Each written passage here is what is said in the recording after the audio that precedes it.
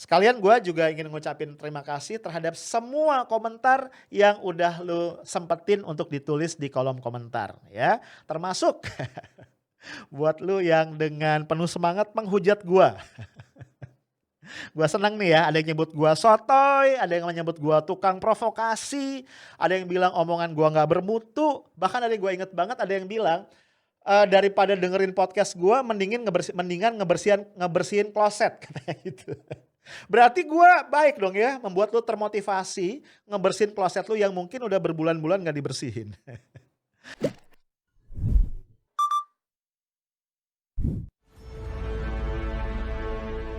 Guys, kita masuk ke episode penutup yang akan menemani lu melewati sisa-sisa weekend lu yang tinggal beberapa jam. Besok jangan lupa ya, Senin pagi lu udah masuk ke dalam rutinitas semula ya kayak gua, sama. Semangat guys! Nah karena itu gua nggak akan ngajak lu ngobrol yang berat-berat ya. Santai aja, kita akan recap apa aja sih yang udah kita obrolin selama 1 minggu kemarin. Ya. Kita memulainya dengan episode ke-102 hari Senin 11 Januari. Ini adalah episode duka cita karena kita ngobrolin kecelakaan pesawat Sriwijaya SJ182 yang terjadi 2 hari sebelumnya 9 Januari 2021. Kita tahu pesawat ini terbang rencananya dari Bandara Suta menuju Supadio Pontianak, namun kemudian hilang dari radar tepat 4 menit setelah take off dan kemudian ditemukan jatuh di perairan Kepulauan Seribu. Lu bisa baca tweetnya mengatakan begini, pantesan sial gitu, ada kadrun sih. Bener-bener anjing, bertugas pun masih naif gitu. Itu dalam pesawat woi, bukan tempat ibadah. Ya, gue speechless ya pas baca tweet ini. Nah, selain duka cita mendalam guys, kita juga menyesalkan banget hal ini. Kenapa? Karena ini menambah buruknya citra dunia penerbangan kita di mata internasional ya. Kita tahu bahwa sebelumnya Uni Eropa pernah melarang seluruh maskapai kita untuk terbang dan mendarat di pelabuhan udara mereka. Untung larangan terbang itu kemudian dicabut pada bulan Juni 2018. Ya, semoga ya kasus kecelakaan Sriwijaya Air yang terakhir ini tidak kemudian membuat negara-negara lain kembali mempertimbangkan keamanan penerbangan Indonesia. Lanjut ya guys, di podcast 103 kita ngobrol tentang apa? Tentang ultah ya, ada yang ultah nih. Ya ultahnya sebenarnya 10 Januari ya. Ultah PDIP yang ke-48 ya ini tahun 2021, temanya keren banget. Indonesia yang berkepribadian dalam kebudayaan. Nah, ada juga acara cetak rekor muri ya, dalam bidang apa? Dalam bidang jumlah peserta terbanyak yang mengikuti acara secara daring ya. Karena acara puncak ya atau kick off lah rangkaian ulang tahun ini diikuti oleh konon ya 100.000 kader PDIP di seluruh wilayah Indonesia yang mengikuti secara daring lewat kantor-kantor PDIP setempat. Nah, yang lebih seru dan kreatif lagi bersamaan dengan ulang tahun ini, Ibu Megawati selaku ketum juga mencanangkan gerakan penghijauan dan gerakan membersihkan sungai. Ya, dengan tema Cinta Ciliwung Bersih alias CCB. Singkatannya imut banget ya. Nah, dikasih juga ikonnya adalah bunga lotus atau bunga teratai. Ya, menurut Ibu Mega, filosofinya adalah bunga lotus ini bunga yang penuh manfaat.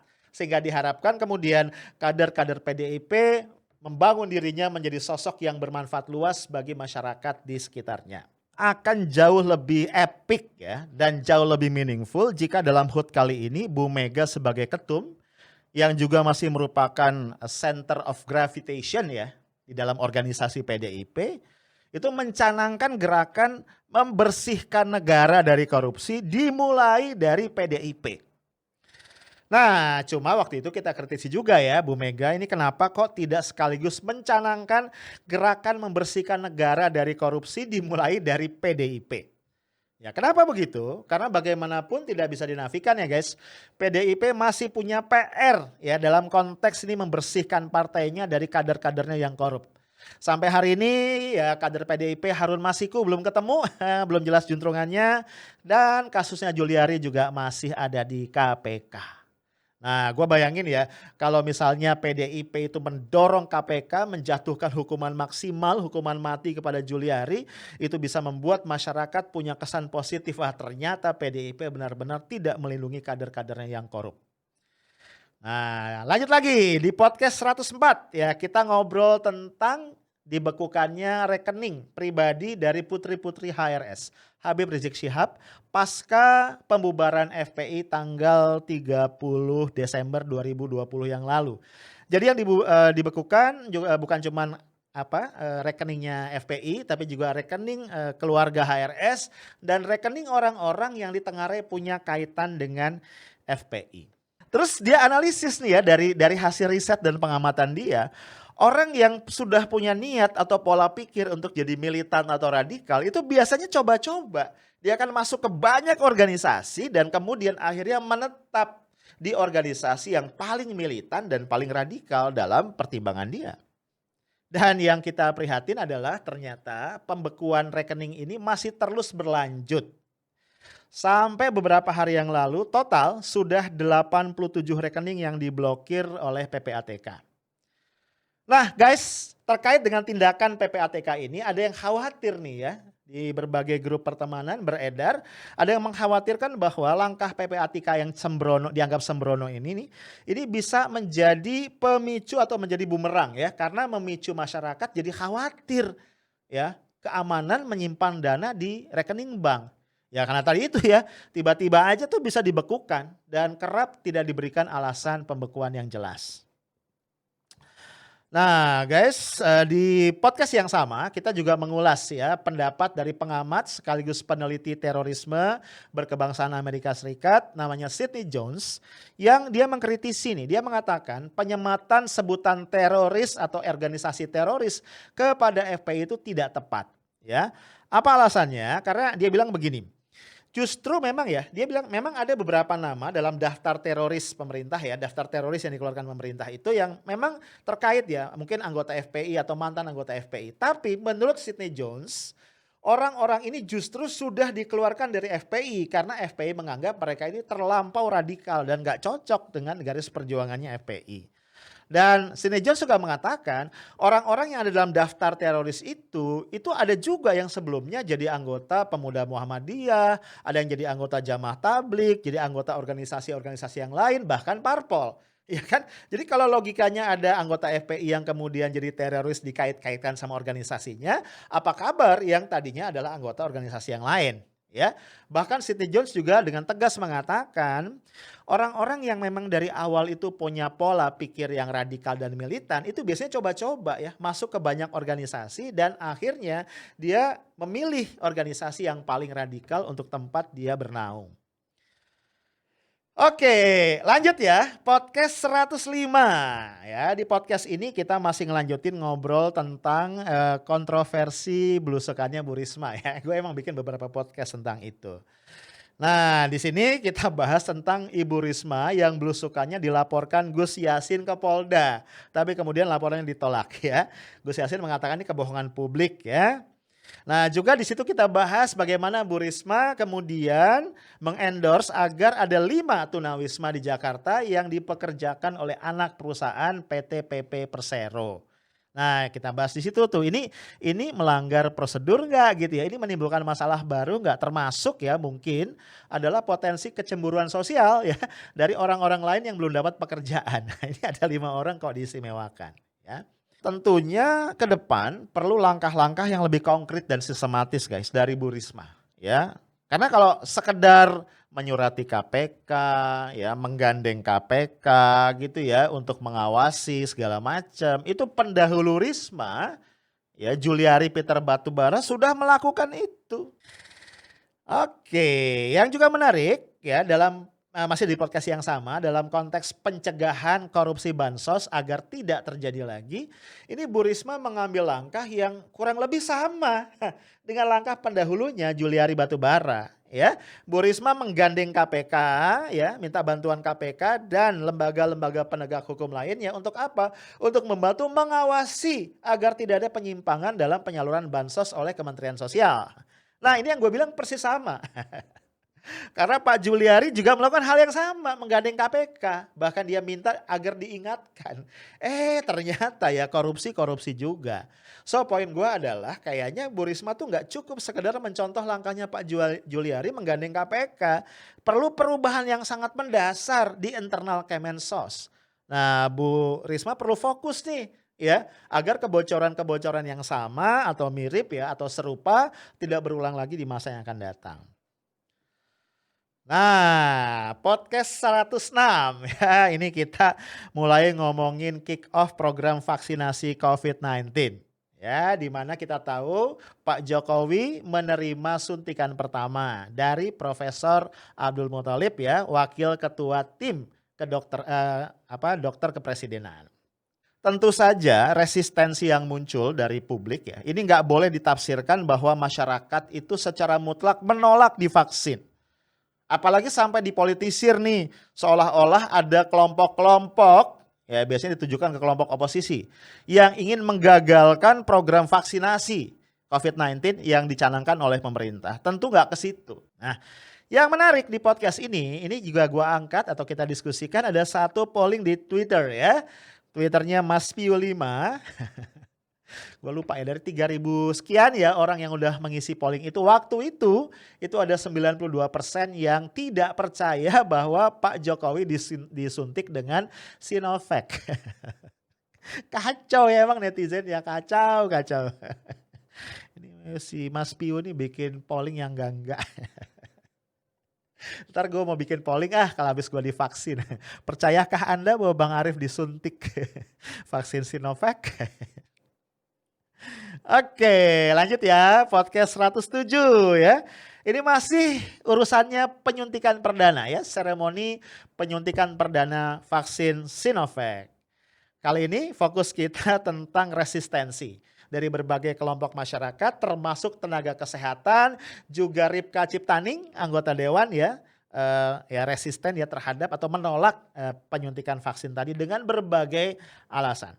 Nah, yang lebih menarik buat gua, di dalam RDP ini Ripka juga mengkritik tes PCR ya, swab test yang dikomersialkan. Ya, beda harga itu beda waktu penyelesaian gitu ya. Nah, ini kesannya menurut Ripka nih kok negara kayaknya berbisnis nih dengan rakyat.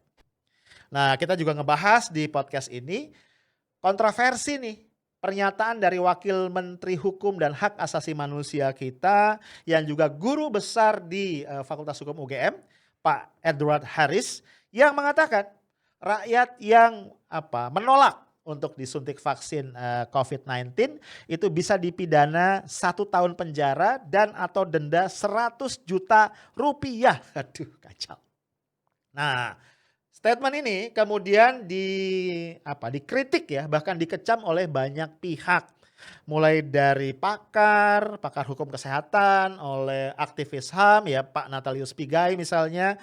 Bahkan juga dibantah baik secara langsung maupun tidak langsung oleh sesama pejabat pemerintah. Termasuk oleh atasan Pak Edward Harris sendiri, yaitu Menteri Hukum dan HAM Bapak Yasona Lawli.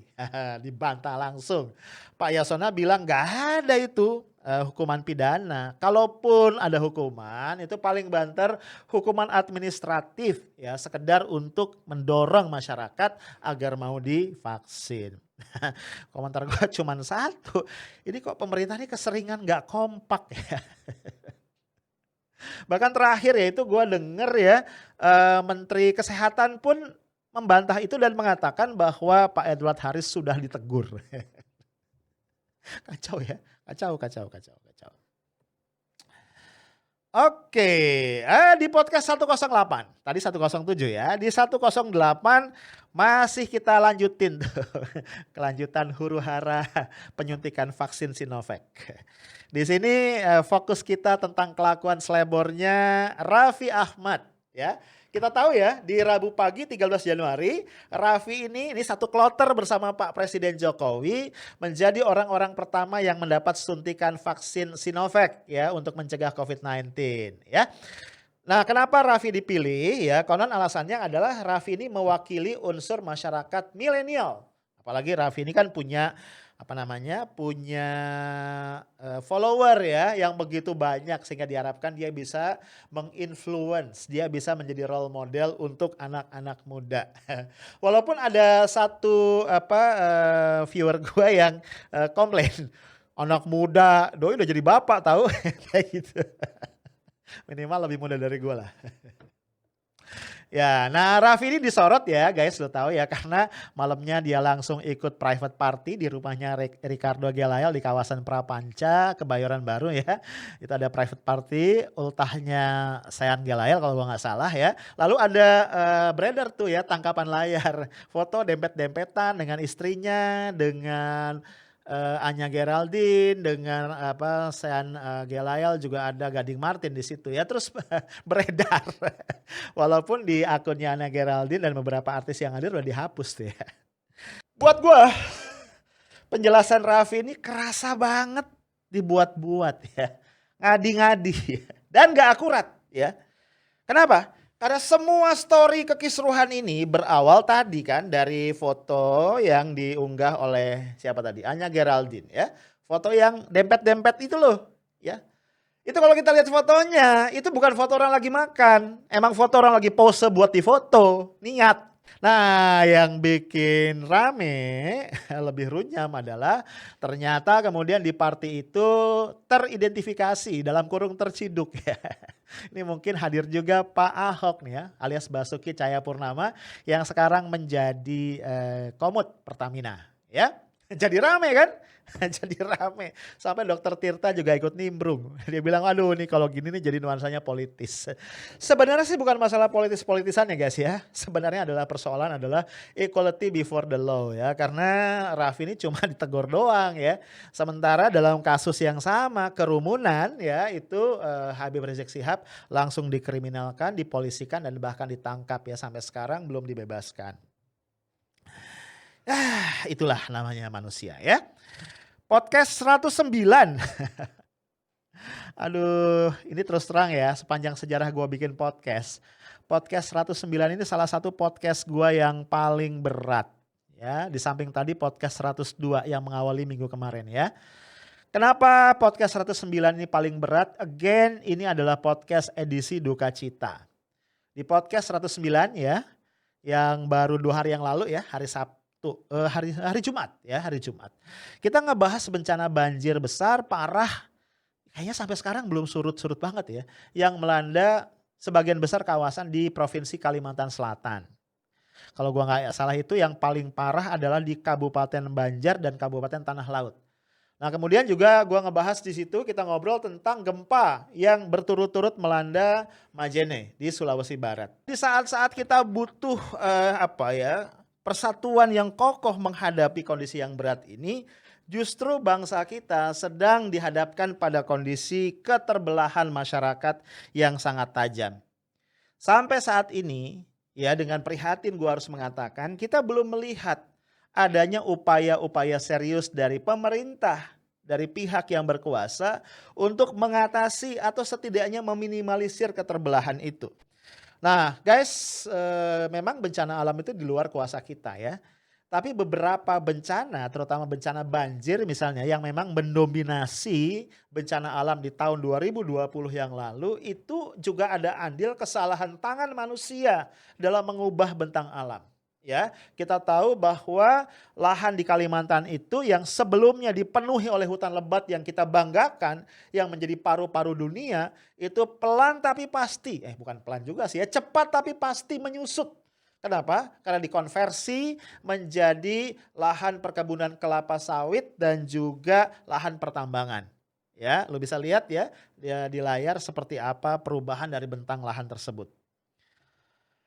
Nah guys, dalam konteks bencana seperti ini, biasanya banyak orang akan ingat pada FPI yang dibubarkan 30 Desember yang lalu. Kenapa? Karena dalam kondisi-kondisi bencana biasanya FPI ini adalah pihak yang pertama hadir di lokasi bencana. Nggak pakai bak bibu, nggak pakai anggaran pemerintah, mereka datang ya dengan tulus ngebantu korban dengan segala daya upaya yang mereka punya ya. Ya gue nggak tahu, mungkin aja anggota-anggota FPI masih turun tanpa atribut, I don't know ya, semoga, karena gue yakin mereka ikhlas. Tapi gue ngelihat perspektif lain nih ya, mungkin ya, ini gue serius ya, mungkin sekarang nih karena FPI sudah dibubarkan ya, ini adalah saatnya ya, ini ada ruang yang luas bagi saudara-saudara kita dari Banser NU, dari GP Ansor untuk turun ke lapangan membantu para korban ya. Tadi karena FPI udah nggak ada. Ini saatnya bro, buktikan NKRI-mu. Dan akhirnya podcast 110. Baru Sabtu kemarin ya. Di situ kita kulik lebih dalam, lebih jahil lagi. Serangan-serangan ya, hook dan jab ya, atau jab dan hook dari Ripka Ciptaning. Yang menyerang program vaksinasi COVID-19 yang dicanangkan oleh pemerintahan Presiden Jokowi. Pertanyaan pertama, kenapa Ripka bersuara keras tanpa didukung data dan yang valid dan reliable? Nah ini menarik ya, kok bisa yang ngomong tanpa data yang valid dan reliable? Apakah karena ketidaktahuan? Nah jika benar demikian guys, Ripka ngomong karena ketidaktahuan, menurut gua ini sangat disayangkan. Kenapa? Karena salah satu fungsi parlemen adalah melakukan pengawasan kepada pemerintah. Nah dalam konteks ini Ripka dan seluruh anggota parlemen wajib bersikap kritis ya atas kebijakan-kebijakan, atas langkah-langkah yang dilakukan oleh pemerintah. Nah pertanyaannya, gimana bisa bersikap kritis kalau tidak didukung data yang valid dan reliable? Nah kan kita udah cerita ya di raker pertama yang sehari sebelum penyuntikan perdana ya, dia menyatakan menolak ya, dia menolak kenapa ya alasannya dia dari yang sebelum-sebelumnya ada vaksin polio bikin orang lumpuh layu, kemudian ada orang dikasih vaksin anti kaki gajah, kemudian 12 orang mati gitu ya. Nah yang menarik ternyata ada dokumen dari Narasi kan, Narasi TV di bawah siapa ya, Najwa Shihab ya, yang beredar di banyak grup-grup WA ya, grup-grup pertemanan, yang kemudian menguliti satu persatu. Ternyata klaim-klaim Ripka di dalam raker tadi ya tidak didukung oleh data ya, tidak didukung oleh data yang valid dan reliable. Nah kemudian Ripka melancarkan serangan lagi nih ya di raker pasca tadi penyuntikan perdana, dia bilang bahwa vaksin Sinovac itu barang rongsokan di China. Sehingga akan menarik ya untuk ngecek ini ada apa nih ya. Apakah PDIP sedang berupaya keras ya mengembalikan citranya sebagai partai pembela kepentingan rakyat gitu ya. Ya karena memang jelas PDIP sedang perlu nih, sedang perlu recovery setelah agak limbung juga ya dihantam berbagai skandal korupsi oleh kader-kadernya ya. Nah itu dia ya guys ya review kita episode-episode yang udah kita tayangin, yang udah kita diskusi bareng dari mulai Senin 11 Januari sampai kemarin Sabtu ya 16 Januari 2021. Nah kira-kira nih guys menurut lo minggu depan nih bakal ada berita apa ya yang seru atau mungkin yang ngeri-ngeri sedap, yang asik buat kita obrolin di channel ini ya. Tolong ya tulisin di kolom komentar. Kemudian gue juga pengen ngucapin terima kasih buat lu semua yang udah ngedukung channel ini. Please tetap subscribe ya bagi yang belum dan terus lu sebarin deh video-video kita di berbagai kesempatan seluas-luasnya supaya diskusi kita bisa tambah seru dan tambah asik. Sekalian gue juga ingin ngucapin terima kasih terhadap semua komentar yang udah lu sempetin untuk ditulis di kolom komentar ya. Termasuk buat lu yang dengan penuh semangat menghujat gue. Gue seneng nih ya, ada yang nyebut gue sotoy, ada yang menyebut gue tukang provokasi, ada yang bilang omongan gue gak bermutu. Bahkan ada yang gue inget banget ada yang bilang, daripada dengerin podcast gue mendingan ngebersihin kloset katanya gitu. Berarti gue baik dong ya, membuat lu termotivasi ngebersihin kloset lu yang mungkin udah berbulan-bulan gak dibersihin. Ada yang ngata-ngatain gue anti pemerintah. Loh, gue bingung ya, belah mananya? Justru karena gue sayang sama pemerintah, gue sayang sama Pak Jokowi, gue sayang sama Indonesia, gue sampaikan kritik-kritik gue. Tentu sependek pengetahuan yang gue punya ya. Ada lagi nih yang seru ya, yang ngata-ngatain kepala gue botak. Guys, info ya, apa namanya, disclaimer. Ada dua jenis orang botak ya guys. Ada orang botak karena rontok, itu berarti botaknya kepaksa nasib. Ada orang botak secara sadar dibotakin. FYI ya, sejak gua kuliah tingkat 1, gua sengaja ngebotakin kepala gua supaya praktis dan hemat sampo. Dan orang nggak tahu apakah gua udah mandi atau belum. Bahkan ya, baru-baru ini gue lihat ada yang bilang gue kayak alien ya, bukan makhluk bumi. Gue anggap itu sebuah pujian buat gue. Oke guys, gue cuman bilang tetap boleh lo berpendapat apapun, termasuk maki-maki gue nggak apa-apa. Yang penting lo jangan maki-maki orang lain, apalagi pejabat-pejabat negara, apalagi simbol-simbol negara ya, nggak baik ya guys. Itu aja, tetap semangat, tetap hadir di channel ini supaya kita tetap ngobrol asik di sini ya. Stay tough, smart, and professional. Assalamualaikum warahmatullahi wabarakatuh.